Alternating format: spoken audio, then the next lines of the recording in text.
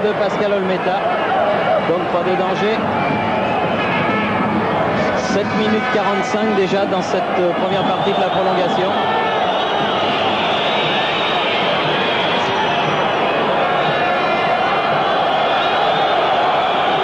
Et une finale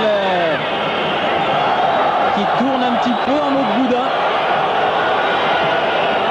Un petit peu décevante quand même. Même si le Racing parisien et Montpellier n'étaient pas du gabarit de Bordeaux ou de l'Olympique de Marseille, on espérait peut-être un petit peu mieux quand même. Pour ce forcing stérile pour l'instant, ou cette belle défense des Parisiens. Dégagement de Bales, Ferraoui, Bales, Lemou, Lucchesi,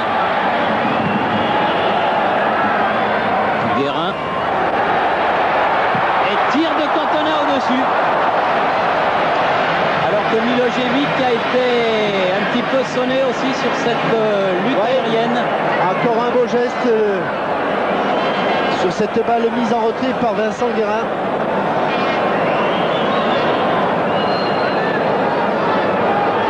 Mais largement au-dessus, il la prend un peu de l'extérieur, complètement même de l'extérieur du pied.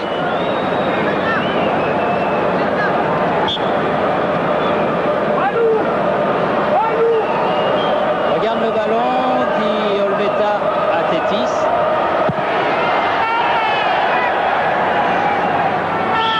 Lobé, Julio César, mais Lobé, faute de Tétis. Lobé parce que Tanguetto l'avait poussé. Tanguetto, oui, pardon.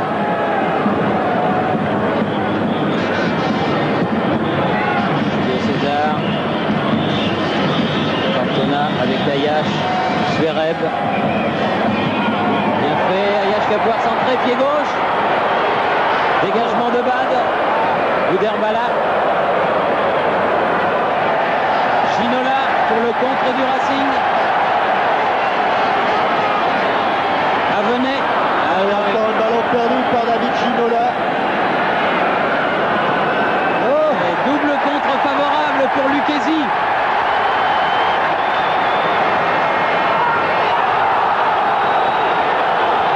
Joué, dit Monsieur Biguet. Alors que Messi est encore allé au bord de la pelouse, estimant qu'il y avait eu faute sur son défenseur, là encore. On le verra certainement tout à l'heure. Gambetto, Avenay, mais encore Julio César, très calme. Et Sobrigno, qui prend un coup de Lucchesi au passage. Juste de l'autre côté de la touche.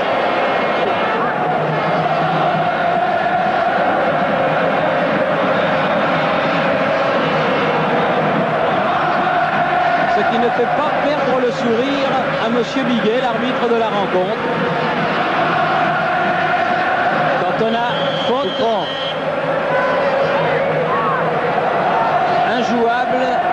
Injouable le match en ce moment. Cantona qui dit à Tétis, essaie de jouer une fois le ballon. Ouais. Car les Parisiens défendent comme ils peuvent. Essayent d'aller jusqu'au bout de cette prolongation. Dans un match que Montpellier paraît capable de gagner.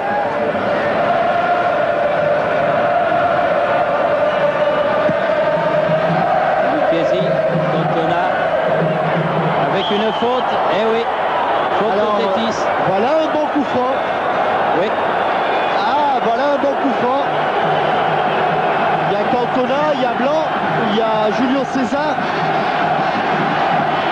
Et il y a à peine 20 mètres entre le point de ce coup franc et le but de Pascal Olmeta. On joue la 13e minute de cette première prolongation. Sans doute,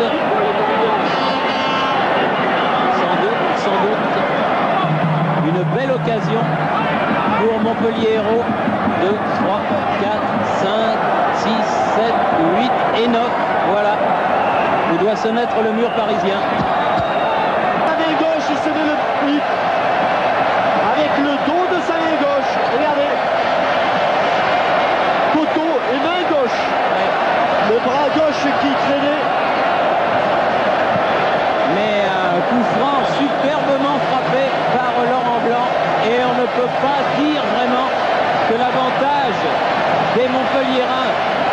usurpé.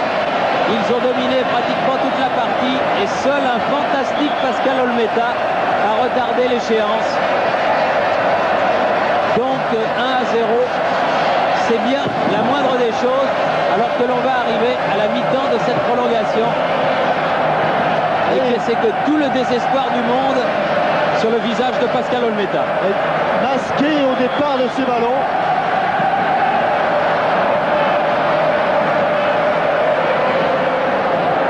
Et qui a laissé traîner ce bras gauche. Maintenant, il faut attaquer pour essayer d'égaliser. Laurent Blanc. Julio César.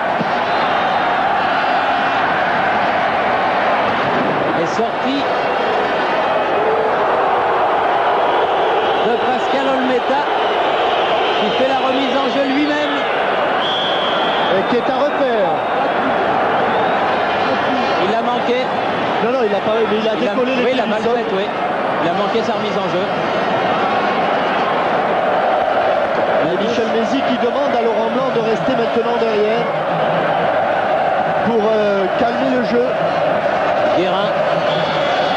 Oui, avec une nouvelle faute de Sobrigno cette fois-ci.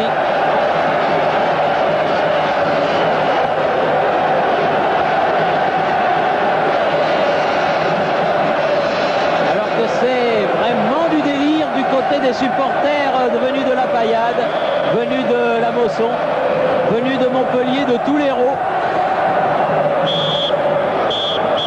Et mi-temps de cette prolongation. Alors qu'à la 103e minute, 13e minute de la prolongation, et là, Laurent Blanc a donné l'avantage à Montpellier. Il a bien embarqué son ballon, il l'a bien brossé de l'intérieur du pied. Ça va mieux. Ça va mieux. Ça va. C'est très bonne interview. Il est Dominique très Rigaud. étonnant ce soir. Très étonnant. Je pense qu'on Attention aux 5 dernières minutes. Je pense qu'on peut braquer, laisser une caméra sur Louis Nicolin. Ah oui, tout à fait. Ça.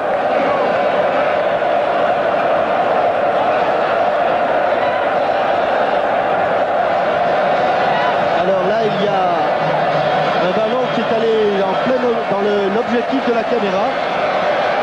Peut-être revoir le but pendant que Louis Nicolin est tout à ses rêves là.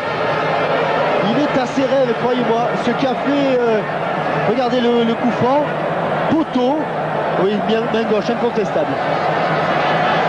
Dos de la main gauche.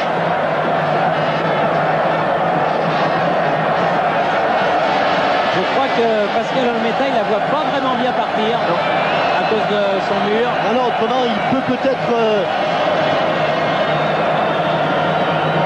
Et puis elle prend de la vitesse, si vous voulez, dès qu'elle est passée au-dessus du mur, dès qu'elle passe au-dessus du mur, hop, elle plonge et elle prend de la vitesse. Et il est un peu court pour la main droite. Et c'est la main gauche qui fait le malheur de Pascal Olmeta. Il en est tout à ses rêves, le président Nicolin.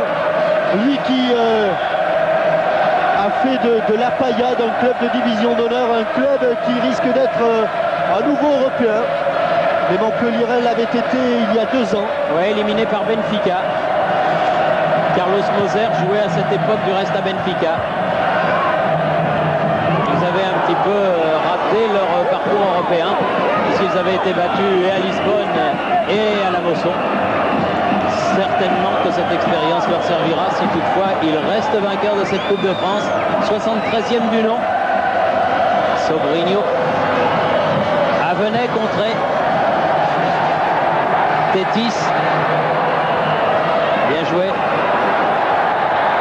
Un contre favorable aux jeunes défenseurs parisiens. Eh oui, qui perd ce ballon. Un ballon qu'il avait ramassé du bout du pied. Et le petit ramasseur de balles qui n'ose pas franchir... Oui, mais il est tombé... voilà. Il était tombé dans la fosse, le ballon.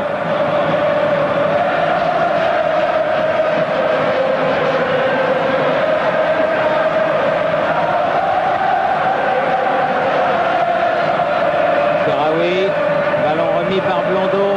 Ben Mabrouk laisse pour Bouderbala. Bouderbala. Blondeau. Blondeau. Sur le côté, Jean-Pierre Bade. Ah non, centre complètement manqué. Non, elle a été contrée, je pense. Oui. Elle a été contrée, cette balle de Jean-Pierre Bade. Et maintenant, il est certain que les Montpelliérains vont essayer de calmer le jeu. Jumel va très certainement prendre la place de Stéphane Blondeau dans quelques instants. Merci Pascal Pro. Petit filet. Mais toute l'action qui avait précédé ce second but était superbe. Du râteau de Baïs au 1-2 Guérin-Cantona et à la conclusion de Kader Ferraoui. Bouderbala accroché par William Ayache. On est maintenant à 2-0 en faveur de Montpellier. Michel Milojevic et balle à peine déviée par David Ginola. Ben Mabrouk, Bouderbala. Bouderbala. Grand parade de terre de Milojevic. Il n'a pas été touché.